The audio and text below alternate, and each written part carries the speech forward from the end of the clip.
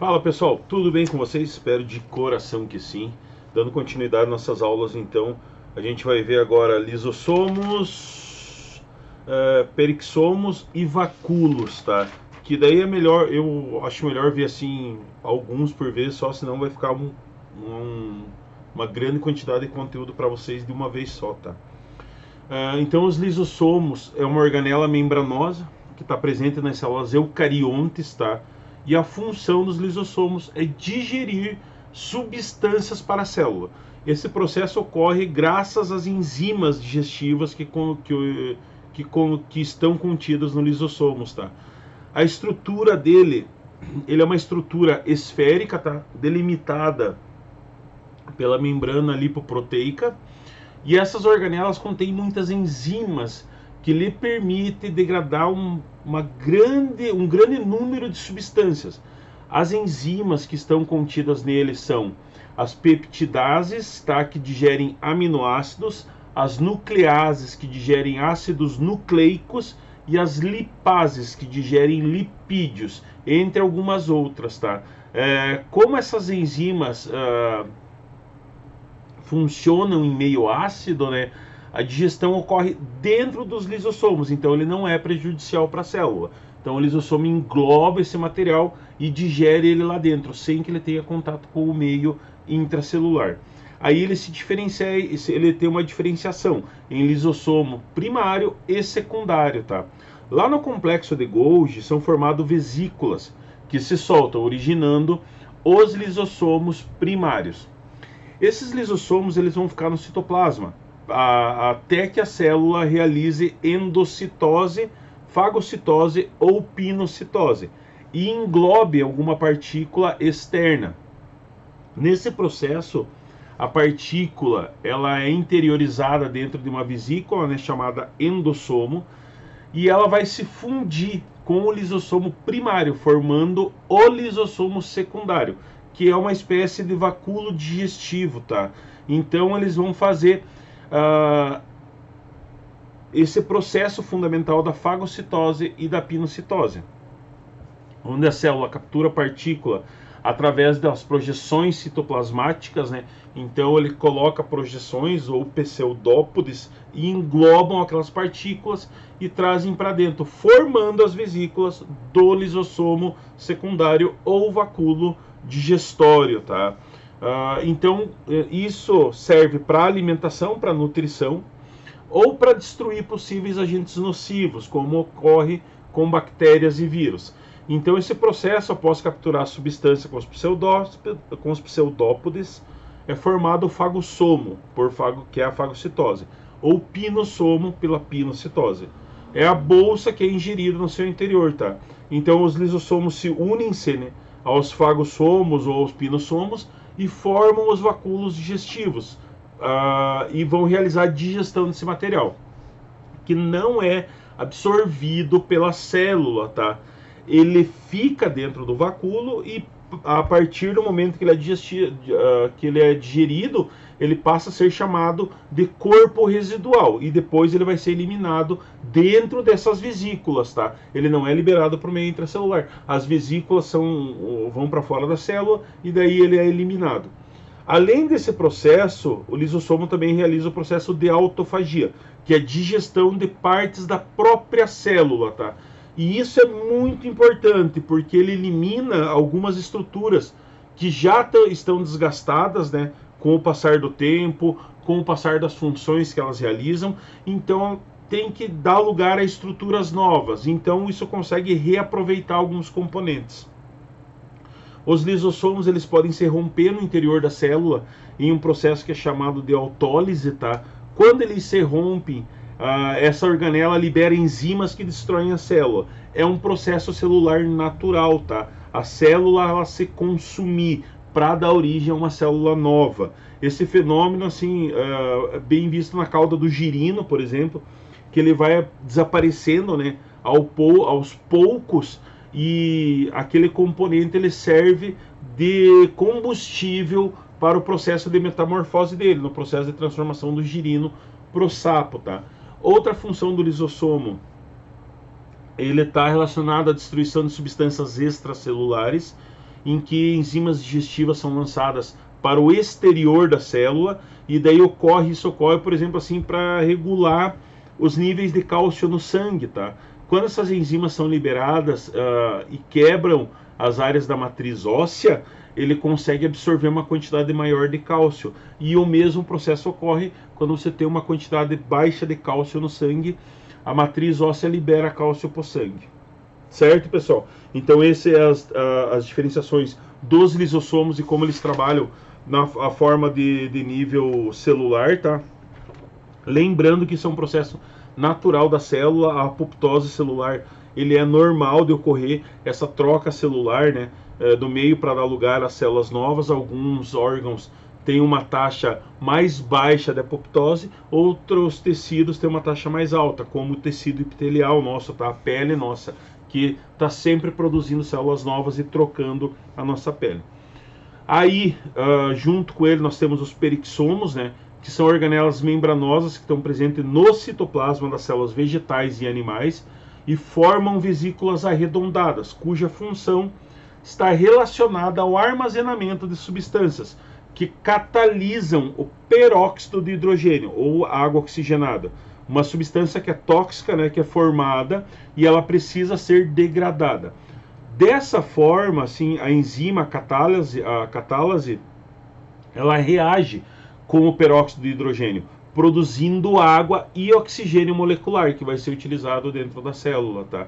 Então ele pega lá, se eu pegar a reação, eu vou ter lá 2 moléculas de água oxigenada, né? H2O2, que é a fórmula molecular da água oxigenada, a enzima da catálise, que é liberada pelo perixomo, vai me gerar 2 moléculas de água e 2 moléculas e uma molécula de oxigênio, tá? Nos vertebrados, os perixomos são bem numerosos, principalmente nas células dos órgãos do rim e do fígado, que são os órgãos assim que são responsáveis por de fazer a desintoxicação do organismo, né? Oxidando substâncias que são absorvidas do sangue, tá? Então ele ocupa cerca de 2% do volume celular hepático e eles têm essa principal função, tá? Desintoxicar os organismos, tá?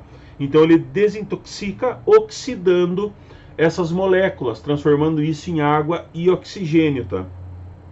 Problemas que são recorrentes da ausência dessa organela ou de uma síntese anômala que não funciona direito, tá ligado à disfunção genética.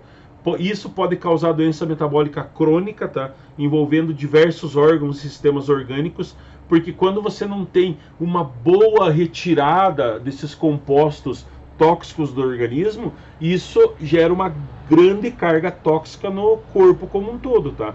E daí nós temos, por exemplo, a síndrome de Zellweger, que é uma doença congênita interligada aos rins, ossos, fígado, cérebro e a glândula adrenal.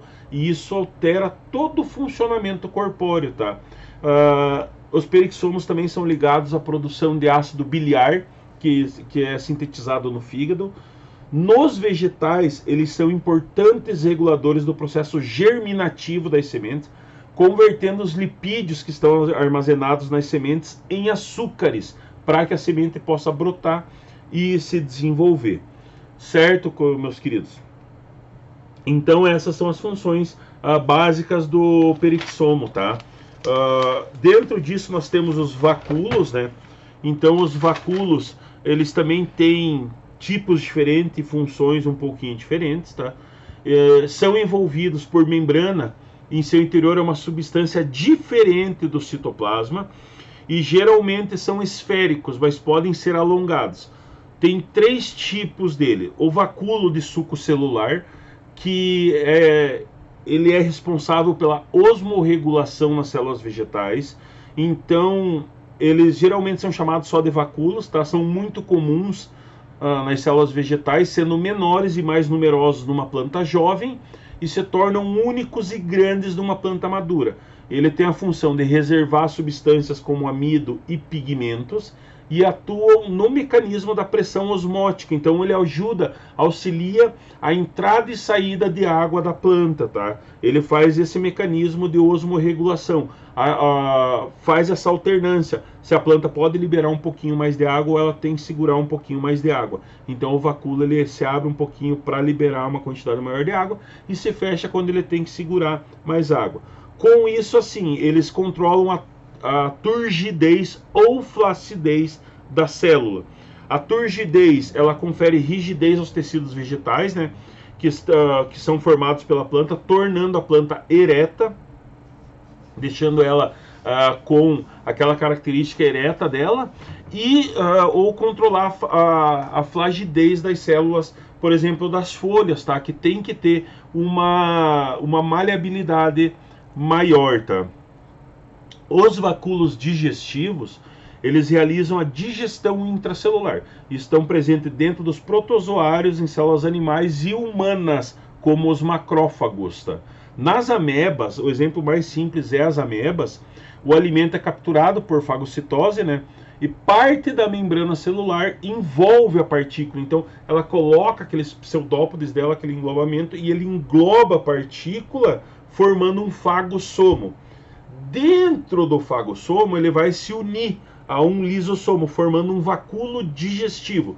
Lá no interior do vacúolo digestivo, é liberadas as enzimas, né, do lisossomo, vão fazer a digestão e depois vão eliminar esses restos para fora da célula. Sempre dentro dessas bolsas, tá?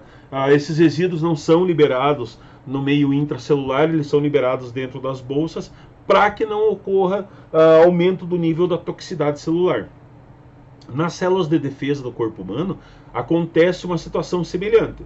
Agentes invasores, bactérias, vírus, são fagocitados e digeridos por vacúolos digestivos, tá?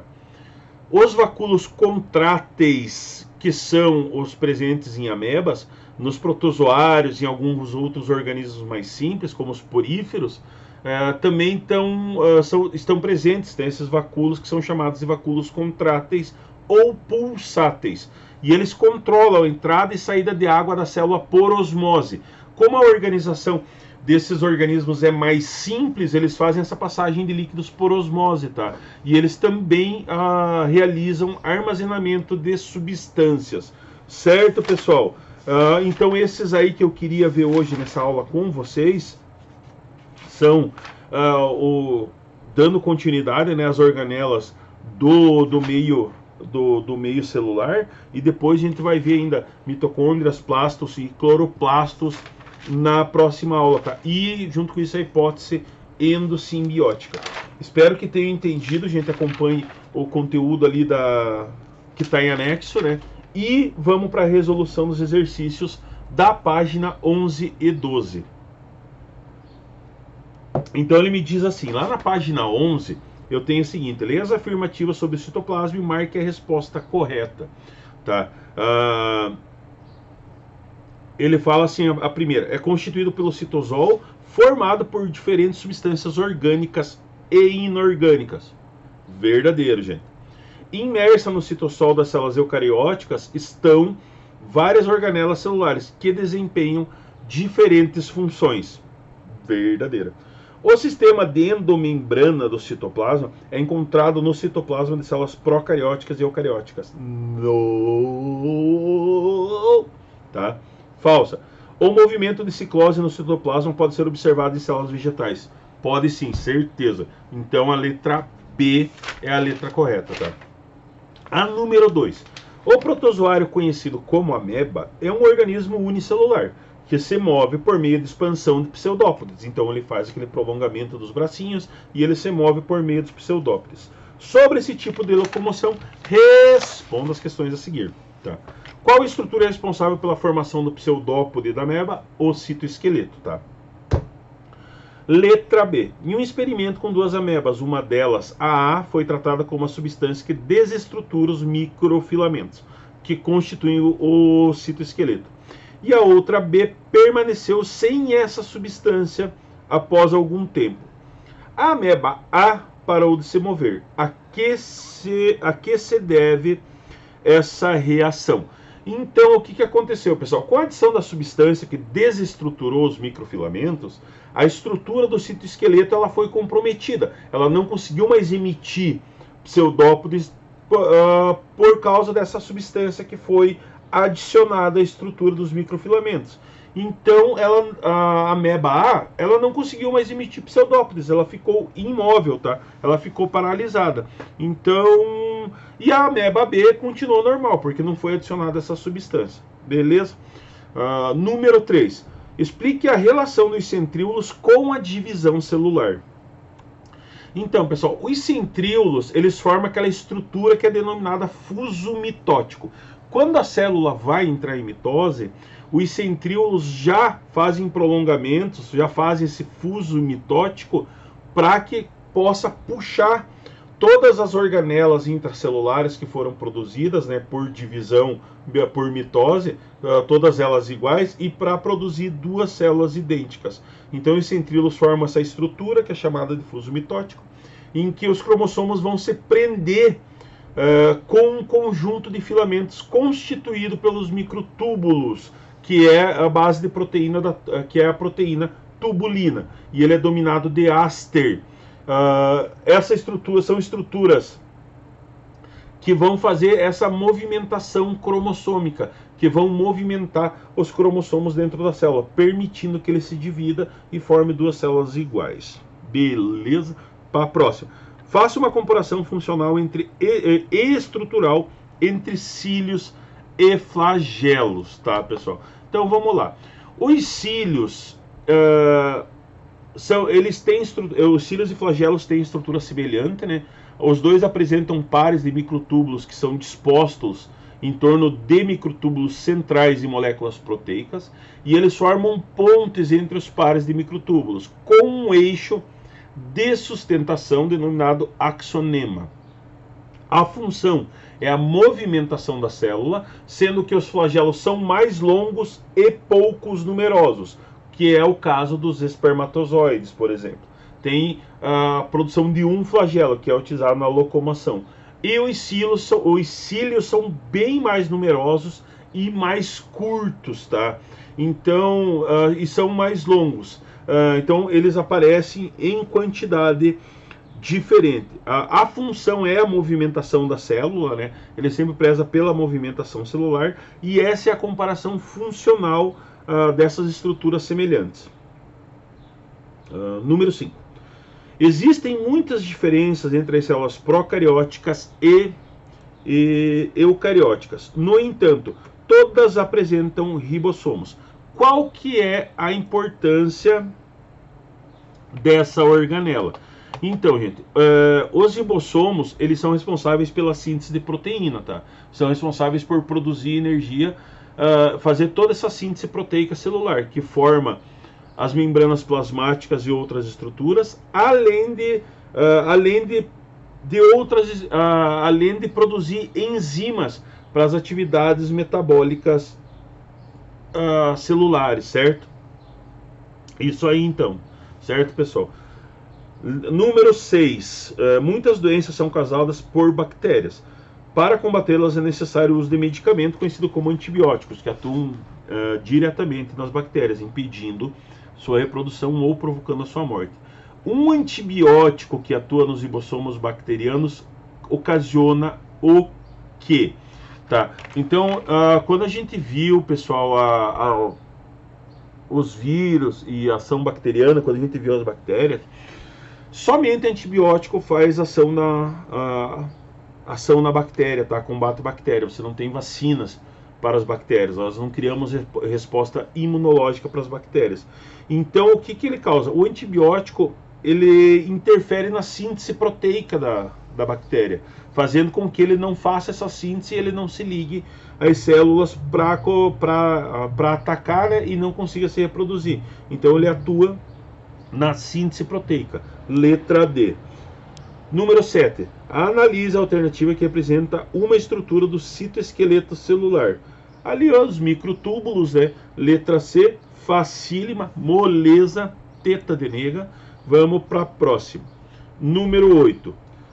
O citoesqueleto é formado por um conjunto de filamentos. actínia, filamentos intermediários e microtúbulos, que estão presentes no citoplasma celular. Ele é responsável por várias funções celulares e, por isso, é uma estrutura altamente dinâmica, que se modifica conforme a necessidade da célula. De acordo com o texto e seus conhecimentos, é incorreto afirmar o quê? Uma por uma.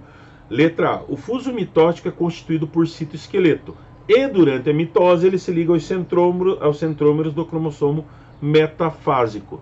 Corretíssima. O citoesqueleto participa da contração e distensão das células musculares da ciclose e do movimento ameboide das células. Corretíssima também. O citoesqueleto está envolvido na determinação da forma da célula e sua sustentação, assim como na organização das suas organelas.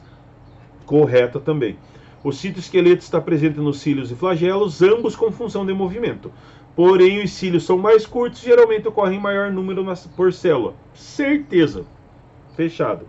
Os centríolos não apresentam na sua constituição o citoesqueleto, apesar de estarem envolvidos no movimento dos cromossomos durante a divisão celular. Falsa. Claro que ele apresenta na constituição, ele está na constituição do citoesqueleto, tá, gente? Então, a falsa é a letra E. Espero que tenha entendido, pessoal. Qualquer dúvida, vocês podem mandar. Um grande beijo, um grande abraço e até a próxima aula.